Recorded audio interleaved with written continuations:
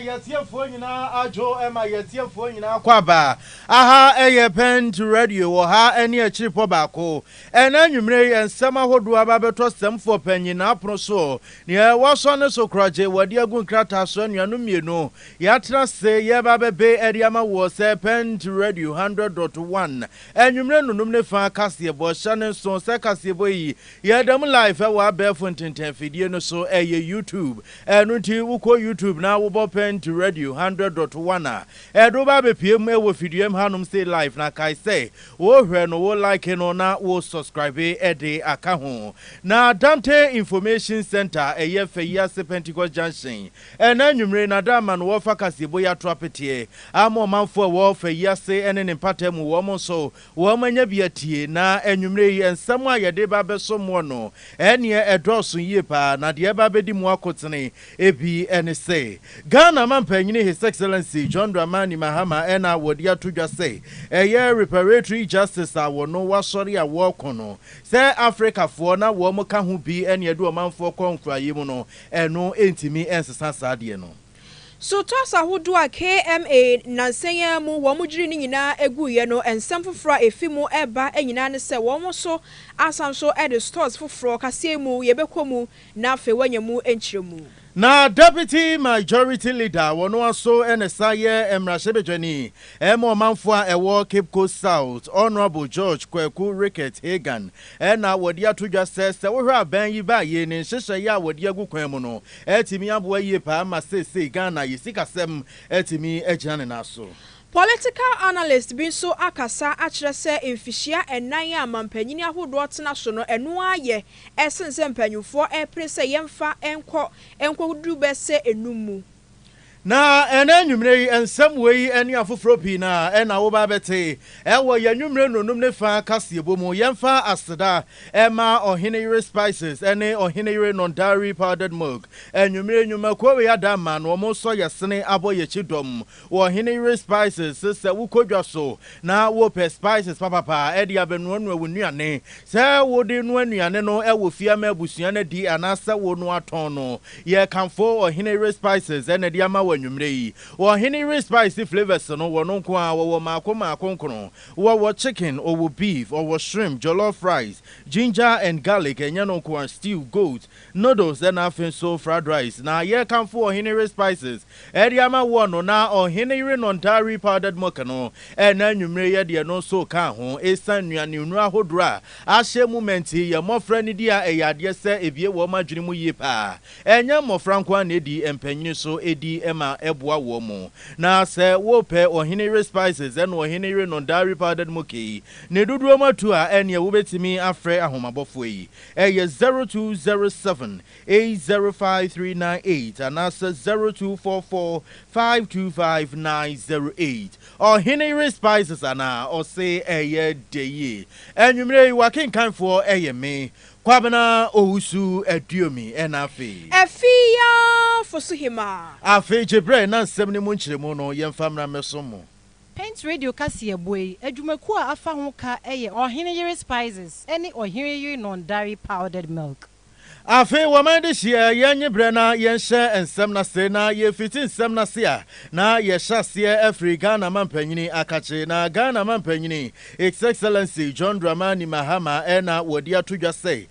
wo hwe reparatory justice a se wasori na woko se emre bia etwam wo hwe na nanom penso na wo hwe Atlantic slave trade eno no koso ewo Africa ha meka ebibrem ha toye wo mra abrofo no ene wo mo chechi ebimemu nipa ahodo bebre na ede wo mo ekọ enkwaso mu na sa dwumadie no ena Ghana mampanyini His Excellency John Dramani Mahama wa fi mu march busume day wo mra okoko pie mu ewo ewiase kubatan mekire United Nation wo manimu no ena wode eye reparatory justice iba ya ene Africa ha man nyina wo bia sori se wo Ghana mampanyini chi na efree bra Ghana mampanyini His Excellency John Dramani Mahama wo share sa reparatory justice yase no ene nipa bebre na ena wo mo kire wo madwene ena wo mo kasese wo hwe enkwasom a eno no koso ewo Africa emire bia etwam a enya abrofo nko a ene tonton abibifo de wo mo kwankwasom na eso no ne ewo abifo bi hɔ a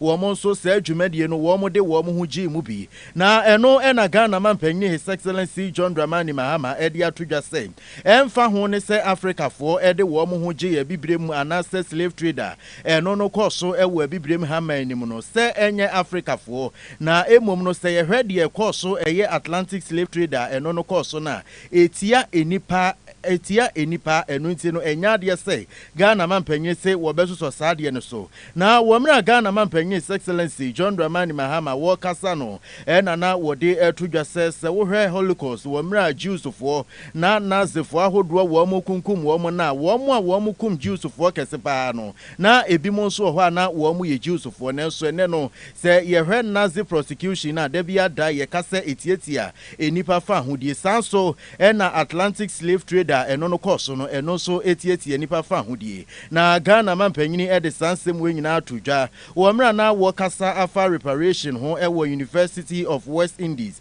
a ɛno no ɛwɔ Jamaica ɛna na Ghana mampanyin His Excellency John Dramani Mahama wɔde ɛto dwa sɛ wohwɛ slave Atlantica ɛno no kɔso ɛwɔ Africa na ɛyɛ adeɛ sɛ etia enipa fa ahodie ɛno nti no sɛ wahyɛ aseɛ sɛ wɔbɛko na yɛtimi ɛde anya atɛntene ɛde ama bibrem ha ɛfoɔ no saa kono no a wɔsɔ aso no ɛnya adeɛ sɛ amanfoɔ bi ɛba bɛka sɛ na Africafoɔ ɛka ho bi ama saa kono no wagyem ɛde ato hɔ Ghana mampanyin His Excellency John Dramani Mahama. The Holocaust occurred, and I believe that there was a Holocaust and 6 million Jews were killed. Some of the most brutal prison guards were Jews. Some of those who went into the communities and showed where Jews were hiding and delivered them to the Nazis to be exterminated were Jews. But it doesn't mean the Holocaust didn't happen and that the Holocaust wasn't a crime against humanity. And so even the argument that Africans were involved in enslaving Africans does not stop it from being the gravest crime against humanity. And the point is, you must look at all the legal underpinnings. You must look at everything that was established to support the slave trade in terms of the insurance of the cargo and all that kind of thing, the auctions and all that. It was a very systematic trade, and so you cannot wish it away just by saying that some agents whom you use as agents to bring you slaves as commodities participated in it, and because they were Africans, then it means that the slave trade didn't happen. No, we reject that.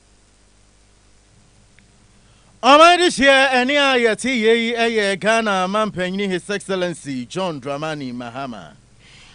For ebeti anase wobekaya enche bia ene babeto eja se Kumasi Metropolitan Assembly. Wamo bo homoden se ni titiri wo hwe eye Baba Yara Sports Stadium a ewo Kumasi Asante Mantemu a wo kire se miaye ne sotos ahodo bi esisi hono a enam so kra na wobi twam a won hyada hu eye adankora anase structure krompo esiwe sanse sa sotos no esi miaye bi a ensese esie enam so ema enche bia ene yensem trofo woto ohugu monten so de wo mani di akira edi amanebo ahodo ebaye na ne krakra mu no ensan so kra ba beto dwa se sa sotos ahodo no wo madwidwiri bi se ne ebeya ekwan betumi ada ho na empotam honom so aye kama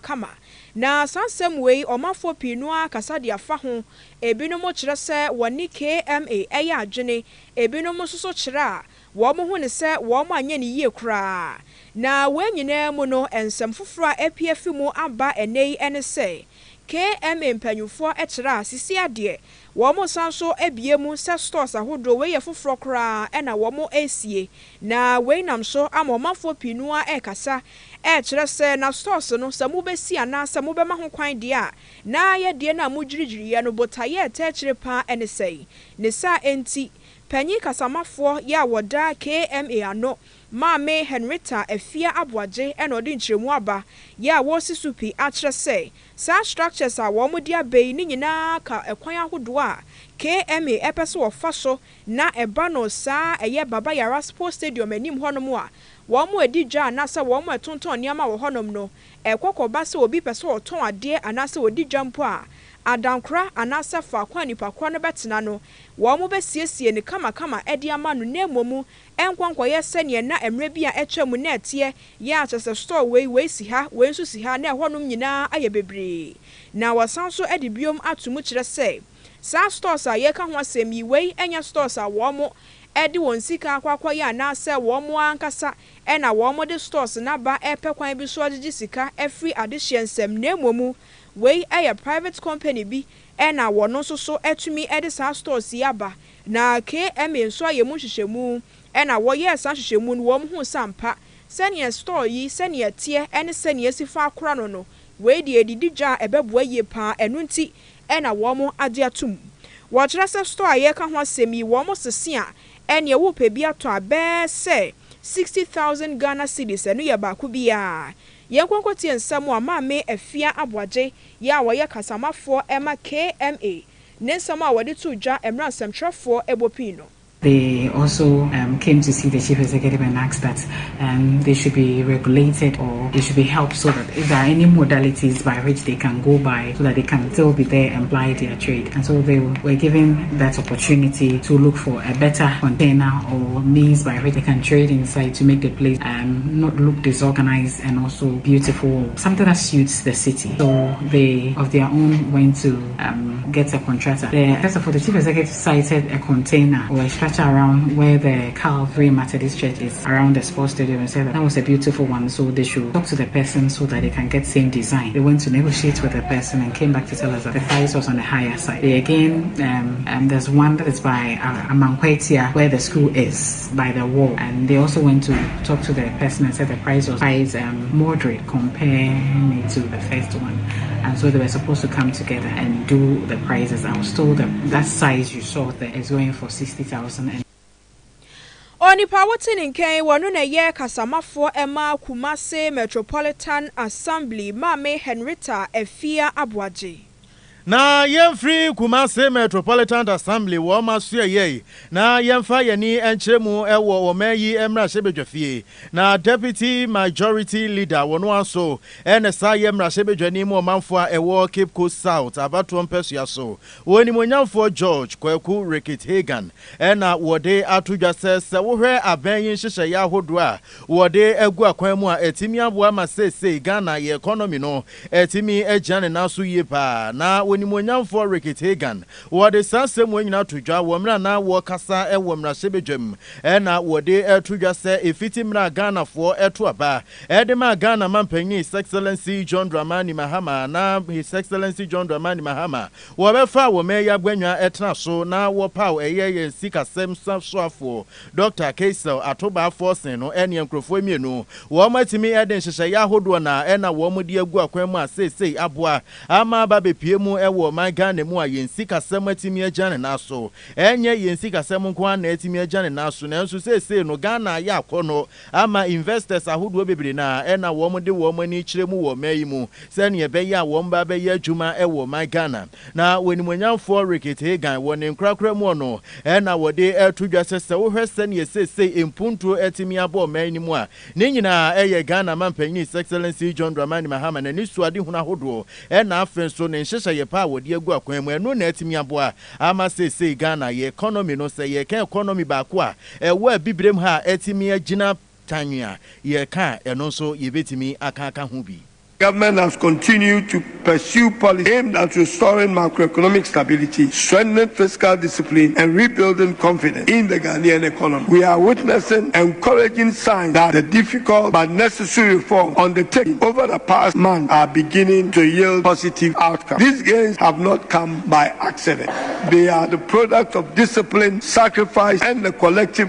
resolve of the Ghanaian people. They remind us that sustainable macroeconomic transformation is never achieved through the shortcut and haircut, but through prudent leadership, responsible government, and sound public policy. As Parliament, we have complemented these efforts by considering critical fiscal legislation, approving strategic financing arrangement, and ensuring that government remains accountable to the people through rigorous parliamentary oversight.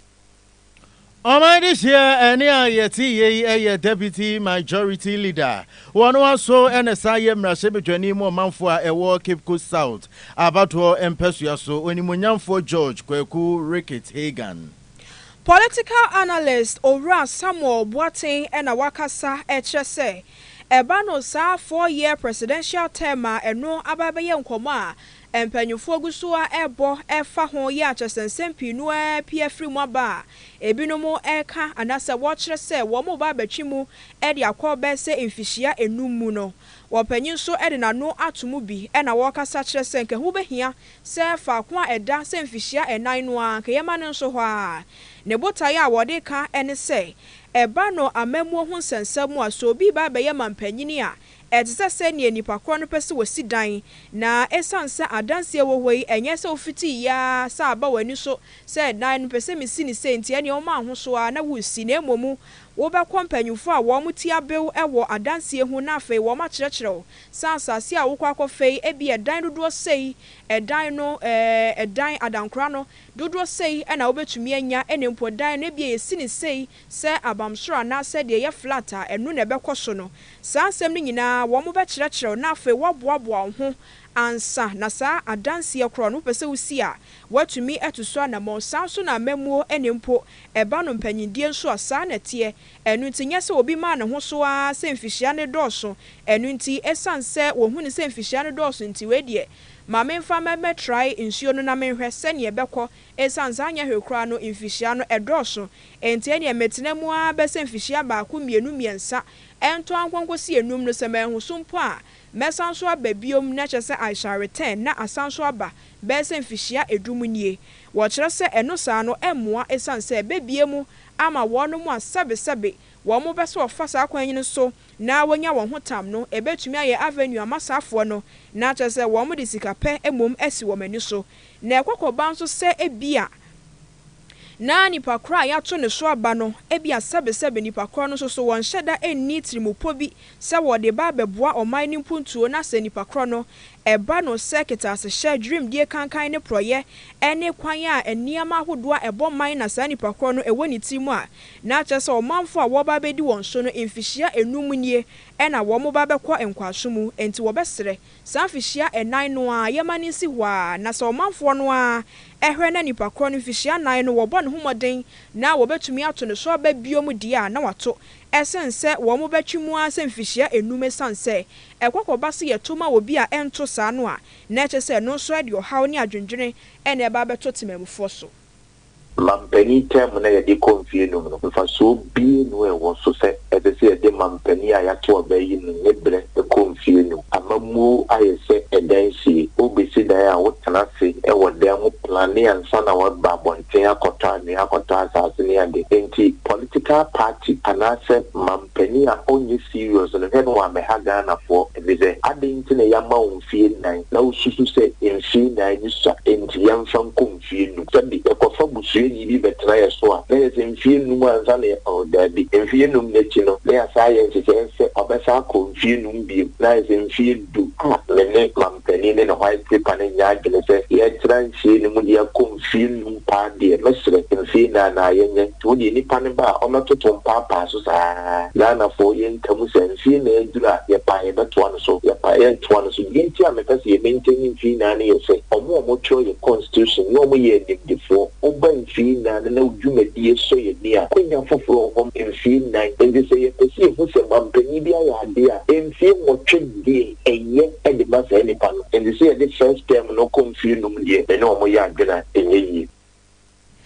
Onipa wotin nken eye political analyst Owura Samuel Boateng na ne krakra mu no ena wasanso ede aseda ekọ ede ma committee no se wo mo so atu anamon na sabre wo mo ede nsem atodwa ya asansem no esi ho kwan se wo bia wo ye emrehebedwani bia wontumi nsanso enye soafo ebio mu se ba no soafo abedi ekire anase mantema hodo soafo wo kire se we no ebeboa ama obia ni akwanadwuma ho esanse panyi kire mu a wonani atofo mu ahu se eye na wono mu eye emrehebedwafo ye akwan bi so no wosanso ewo sa eye mantema hodo se bia soafo ahodo mu no safo no eye anasa ministerial position no eye wo mo de pa sense eba no emrehebedwam honom se ne manfo mom ato aba edi ama no enu nti se dakru bi na mpanyufo anasa manfo to nsa frɛ wo mo se o wagya ana maame we de ye ba wo na so asem sei ne mpo nsem sei ne ha yenti ye ba na ya ba beje emwa wo ho a ne nipa kra asem a wo kan nyina me wo mrehye bedwamu ma memre saa na chesa afia so na afia sa kwasa aba enu nti ye kokoba se wo mo de saa hyehyeye no eto ho no mu a wo kire se we ye hyehyeye bi e beboa ama obi ya edi ne lemu ni nyina mu so na ama oman se ye bu man no eno so nsachira ye mapabi betumi afrimu aba obi minister ontimi ye MP ana obi MP a ontimi ye minister no ni ya me pa ye bize ye wo amrahye bedwafo bebre no ho mo say ministers a empesa so no gromonko nti wo nipa ba ko no obeda ye minister asa ye amrahye bedwani ehe na wakoma wo ehe na we interest wo nti obi ekoto aba enyi uso ye amrahye bedwani a somo no wo sa kwa no so ensa ko digibidi ye nkuta wo say o say minister fi say ye hu ne say MP na so obi minister saye machine genia le com do ministerial dwumadie no dan ne manfo a woto abayi no Ora Samuel Boateng a political analyst ne ni ebi na wotie ye no na yegusua ekai woman adehye nyina se wasugusua wutie Pent Radio 100.1 enwumre nonum ne fa kasebo yi yedem live wa be fontenten fidie no so ko YouTube okwa Pent Radio 100.1 o hwe no na wo like no na wo subscribe afi yentoa ensem ne so na yegusua ejina presidential term na no da so afo a aban bloya panyi edebetu dwase se wo hwe constitutional review na womo ebetire media ko emfie num na wo sansem kroni mu ano na enkane emrahye bedwani emo manfo a ewo Temale Central onimonyamfo Inusa Fuseni wodi atodwase sanhyehyeye ne de wo no wo gitu mu a enye yekura na se wo manfo ebekaye na wo twena ba besine twemu no na aban lawyer panyine mekire attorney general Yera Dr. Ayeni woni ensentwefo edin komo ewo aban atan kasie mu na woni nkomodie mu a woni ensentwefo edi ye na no de to ensentwefo anim se wo hwe constitutional review committee a His Excellency John Dramani Mahama wo betena so wo pa wo mu se wo hwe Ghana ya mamra 1992 constitution na eniema bi wo mu a wo se ye nsachira ye wo mu no wo mo kwotena se na wo mo hwe constitution ni mu no wo mo de wo mo niema egun krata so na we no eye de aban no age atumu na wo mra na Dr. Ayeni wo ne nsentwefo edin komo no de to nsentwefo anim se wo hwe constitutional review committee wo mo hyehyeye ne wo mo nsusu ya hodo a wo mo ediba ya ba ko na ewom ne senka o Ghana mampanyini bia ana sesenke to aba ne yi kandini ankemfie nan na nke asa kwa akoto aba wo mo nsusu ye mu ono wo mo nsusu senka ye ntwen emfanko emfie enum na no nenam so ama enka ne mrahye bedwani mu manfo a ewo Temale Central onimonyamfo Inusa Fuseni sei emra Dr. Ayeni na wo ne nsentwefo edin komo no se wo hwe nkyiremu a wo de ema ya na wo kyiremu se se yeto aba na yeyi mampanyini a ene emfia edikan no mampanyini no wo de hwe ede toto ne niema ede paw na soafo ahodo eno na wonimonyamfo Inusa Fuseni se wo ne wo mo enya adwene kura esan se wo hwe Ghana mampanyini His Excellency John Dramani Mahama wo mra Ghana fo eto aba ma no oba betena so na wo de abosome miensape na ne ntoto ya ahodo nyina wo de eye no nti no se constitutional review committee na afen so no aban lawyer panyini Dr. Ayeni wo mo ebe ka kire Ghana fo se de nti a wo mo pese presidential term no wo mo twen edi free 4 years edi kwa 5 years a wo se ye sankyere mu wei ene se nyina so we pa na wo mo de mapa de a ene nyina so a eno no eto asomu na onimonyamfo Inusa Fuseni woni nkasa yem ne krakra mu no na wo de to ensentwefo anim se Ghana mampanyin bi ba betena banwane so na so obebo ne homodin a enyemfie num a ye de beko se mampanyin bi aye krado se wo mayi wo baba betena so no wabu ni ye no wo de nhyehyeye mapa atoto akwan mu a emfie nan na obetimi e de adi sa adwuma no. No, I don't. It's on you. Go back and read President Kufuor's when he was leaving. He said 5 years. His reasons. It was what? His reasons. Because you spend the last year campaigning, so effectively you have 2 years. But John Mohammed's second coming has dispelled that idea, has toppled that idea. Just means that a government, when you come with intention, purpose, and deliberateness, you'll be able to achieve so much, even in your first year. No one is talking about efficiency of government. The amendment is not talking to efficiency. It's talking to lethargy. You are elected to work for the benefit and welfare of the people, and you are telling the people that 1 year you use in setting up your government. That's lethargy. If it's too much, I mean, John Dramani Mahama used less than 3 months to set up his government. That's nonsense of. So let's bring efficiency indicators and mark how a government should be established in this country, when it should be established, and what are ministers and presidents supposed to do when they win power. Omani share enia yeti ye enkane emrashebejani ema womanfo ewo temale central abatro mpeso yaso onimunyamfo inusa fuseni na yebegina ensem yeso na yada ye ho simatew yeba ensem no de akache nyina yedeba bedan yetifo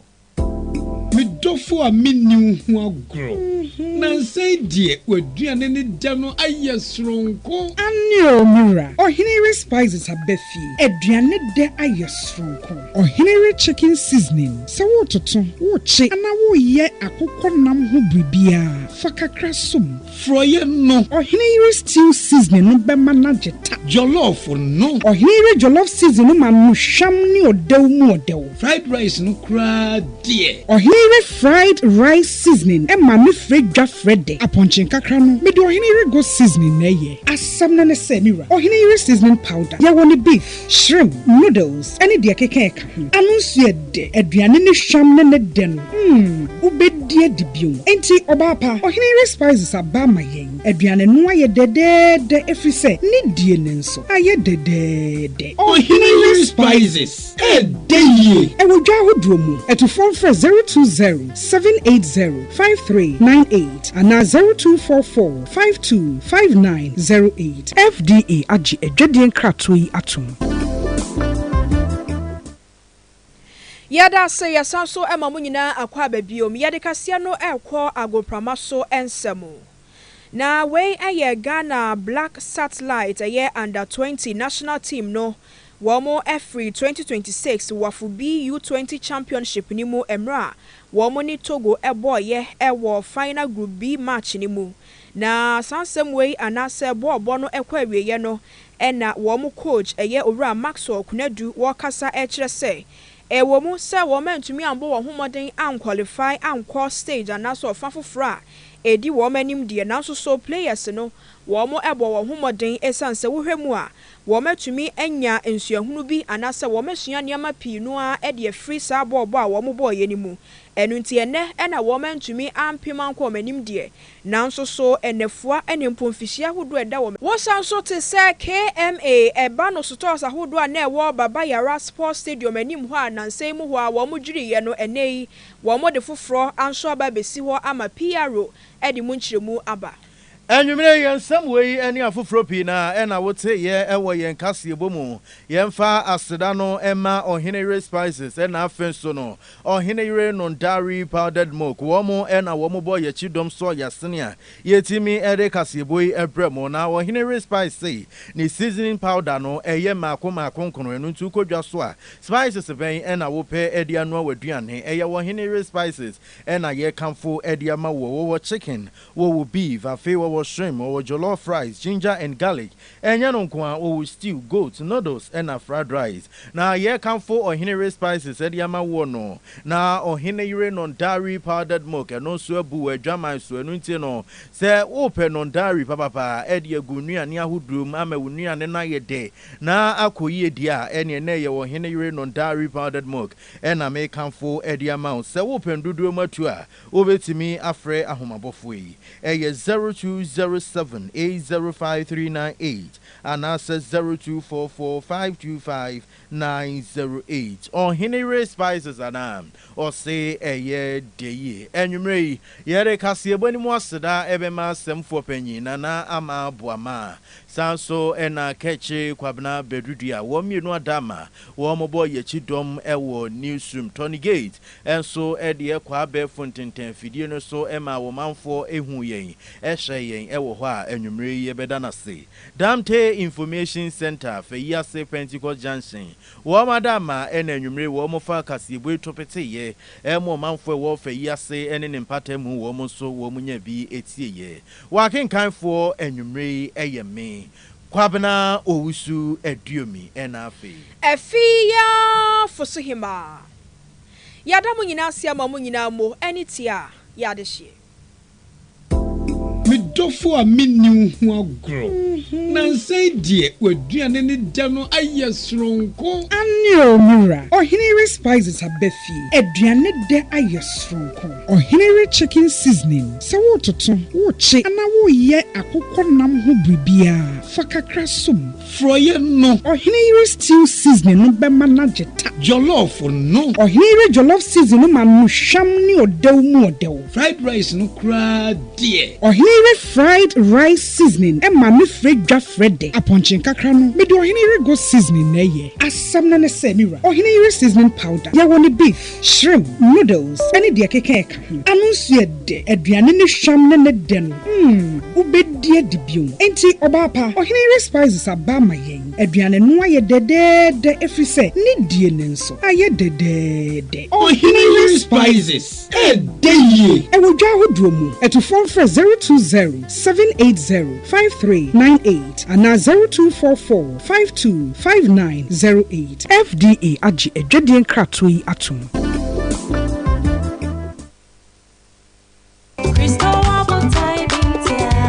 Wow! Hey, Nansaya now them hype to me asasano. Shaketens no. Efe papa. Oh no. Okro koko. Sisia na just wada no hun.